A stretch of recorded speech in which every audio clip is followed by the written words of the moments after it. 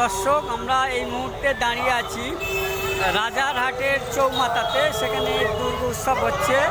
সেই দুর্গ উৎসবের সংখ্যালঘু সংগঠন একটি অভিনব সম্প্রীতি স্টল দিয়েছে, সেই চিত্র আপনাদেরকে দেখাবো। সেই রাজারহাটের চৌমাথা দাঁড়িয়ে আছি, সেটা দেখাতে চাই যে সেই সম্প্রীতি স্টলে আসলে তারা কি দিতে চাইছে। সেই সম্প্রীতি স্টলে সেই যারা মানে সম্প্রীতি স্টল দিয়েছে সেই সংখ্যালঘু সংগঠন, সেই জামাত ইসলামীহীন প্রচারে রাজারহাট ব্লক তারা এই সম্প্রীতি স্টল দিয়েছে। সম্প্রীতি স্টলের সর্বত্র সম্প্রীতির বার্তা ছড়িয়ে দিন, তারা এই শিরোনাম সারা পশ্চিমবাংলা জুড়ে তারা এই ক্যাম্পেইন করছে। আমরা দেখবো তাদের লক্ষ্য উদ্দেশ্য তারা কী বলতে চায়। তার আগে দেখে নেবো তারা কী কী এখানে দিচ্ছে। বিভিন্ন ফোল্ডার, বই, সেগুলো দেখছি। সঙ্গে পবিত্র কোরআনও তারা এখানে দিচ্ছে। যারা এখানে উপস্থিত আছেন অনেকেই, তাদেরকে আমরা দেখাচ্ছি। সেই চিত্র আপনারা দেখছেন। শান্তির পথ বা হিন্দি, এখানে হিন্দি বইপত্র তারা দিচ্ছে। ভাঙা আছে নারী ও ইসলাম, সেইগুলো দেখাচ্ছে। হজরত মুহাম্মদ সাল্লাল্লাহু আলাইহি ওয়াসাল্লামের যে জীবনী সম্পর্কিত ফোল্ডার এখানে আছে, সেইগুলো দেখালাম। আপনারা এখানে আসলে সম্প্রীতি স্টলটা কেন দিয়েছে? আমরা দিয়েছি আমাদের হিন্দু, মুসলিম, খ্রিস্টান, জৈন, বৌদ্ধ সমস্ত মানুষকে নিয়ে আমাদের জামাত ইসলামীদের একটা কর্মকাণ্ড চলে সারা বছর ধরে।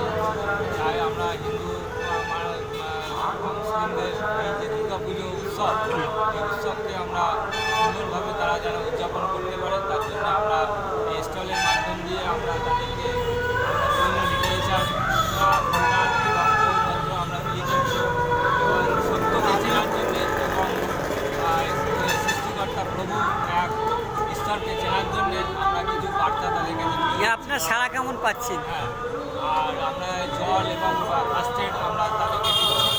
আর মোটামুটি তারা খুবই খুশি এবং খুশির সাথে আমাদের স্টলে সবাই আসছে, এসে সেগুলোকে গ্রহণ করছে এবং এটা করছে যে তারা বলছে এটা ভালো উদ্যোগ।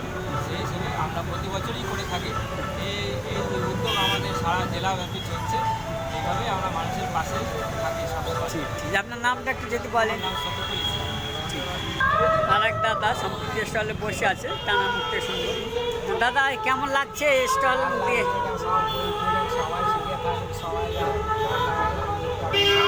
আপনার নামটা যদি একটু বলেন। রামপ্রসাদ শীল। আচ্ছা আচ্ছা আচ্ছা, ঠিক আছে, ঠিক আছে।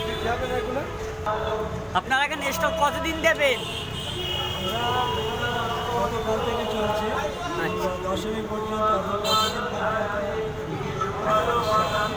আচ্ছা আচ্ছা, আপনার নামটা যদি একটু বলেন। আচ্ছা, ঠিক আছে। আমরা পেয়েছি সেই সংগঠনের বিশিষ্ট ব্যক্তি জনাব আলী আসগার সাহেব। দেখি তিনি কী করতে চান। আপনাদের এই স্টলের লক্ষ্য উদ্দেশ্য যদি একটু বলেন দু এক কথায়। আমরা এখানে বিভিন্ন বসবাস এবং শারদীয়া পূজা, খুব আমার মুসলিম ভাই যারা আছেন তাদেরকে একটা বড় উৎসব পরিচালনা করে। সেখানে আমরা স্টল দিচ্ছি এখানে যাতে মুসলিম সম্পর্কটা ভালো থাকে। ঠিক আমাদের পদ্ধতি আদর্শ মানব ইসলাম বার্তাবাহক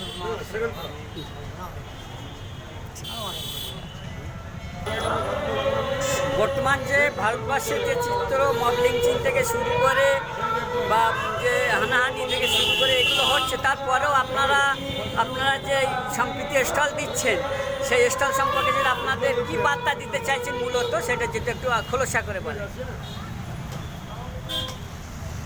প্রথম কথা হচ্ছে, যারা মব লিঞ্চিং করছে তাদের উদ্দেশ্য লক্ষ্যটা আলাদা। আমার মনে হয় যে তারা আদর্শের লড়াইতে প্রথমেই পরাজয় বরণ করেছে। মানুষের প্রতি প্রেম, মানুষের প্রতি ভালোবাসা, মানুষের সঙ্গে সহাবস্থান, এটাই মানব জাতির চিরাচরিত বৈশিষ্ট্য। মানুষ এই বৈশিষ্ট্য নিয়েই বেঁচে থাকতে চায়। যারা এখান থেকে সরে যায়, মবলিঞ্চিং করে, মানুষের মধ্যে ডিভাইড করে, মানুষের সঙ্গে বিচ্ছিন্নতা করে দিতে চায়, এরা আসলেই মনে হয় যে কিছুটা মস্তিষ্কগতভাবেই কোনো ত্রুটি বা সমস্যা আছে।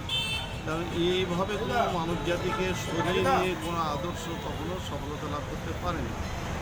মানুষের পৃথিবীতে যত আদর্শিক বিপ্লব হয়েছে আমরা দেখেছি সবসময় মানুষকে বুঝিয়ে, অর্থাৎ মানুষের ব্রেন ওয়াশ করে, মানুষের কাছে তার আইডিওলজির গ্রহণযোগ্যতা প্রমাণ করি, আদারওয়াইজ এটা সম্ভব নয়। আমরা যেহেতু মুসলিম, কিন্তু আমরা এটা মনে করি যে আমরা এখানে সকলে সহাবস্থান করি, আর প্রত্যেকে যদি প্রত্যেকের ধর্মটা জানতে পারি তাহলে আমাদের এই বন্ধনটা আরও অটুট হবে, মজবুত হবে। আমাদের লক্ষ্য হচ্ছে যে ভারতীয় প্রেক্ষাপটে প্রত্যেকটা মানুষ যত তার এই ভ্রাতৃত্বের বন্ধনটা অটুট হবে, ভারতীয় সংহতিটা তত বেশি মজবুত হবে। ভারতবর্ষ পৃথিবীর মাঝখানে একটা অন্যরকম স্মৃতি নিয়ে বেঁচে থাকতে পারবে। এই আশায় আমরা মানুষের কাছে আমাদের আদর্শ, তাদের আদর্শ, অন্যান্যদের আদর্শ আমরা যেমন নিজেরা পড়ি, অন্যদের কাছে পড়তে দেই, অন্যদেরকে জানা বোঝার সুযোগটা আমরা দিয়ে থাকি।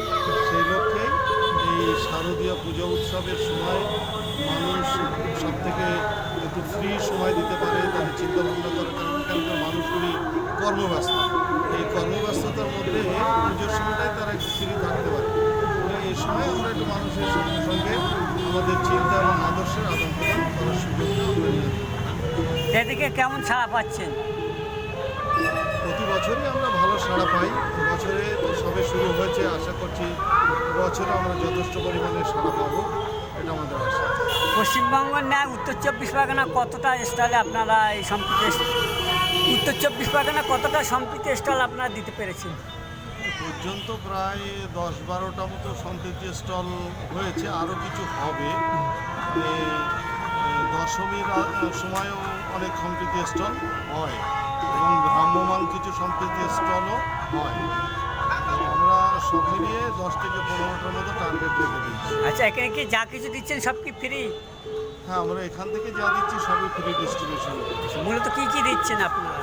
আমরা দিচ্ছি মূলত এখান থেকে বার্তাবাহক হযরত মুহাম্মদ সাল্লাল্লাহু আলাইহি ওয়াসাল্লাম, যার লেখক হচ্ছে রামকৃষ্ণ রাও, এবং ভাঙাগড়া আদর্শ মানব, ইসলাম অ্যান্ড হিউম্যান রাইটস, এবং মোহাম্মদ শফিউল ইসলাম, সেই সঙ্গে আমরা ইসলাম অ্যান্ড টেরোরিজম, এছাড়া মানবাধিকারের যে মহাসনদ, ইসলাম পরিচিতি, বেদ পুরাণে হযরত মুহাম্মদ সাল্লাল্লাহু আলাইহি ইসলাম এবং কোরআন শরীফ, সেই সঙ্গে একমাত্র ধর্ম, এই ধরনের অনেক বই আমাদের কাছে আছে। আমরা মানুষের কাছে বিভিন্ন আবেদনমূলক ফোল্ডার এবং সেই সাথে আমাদের হ্যান্ডবিল এগুলো আছে।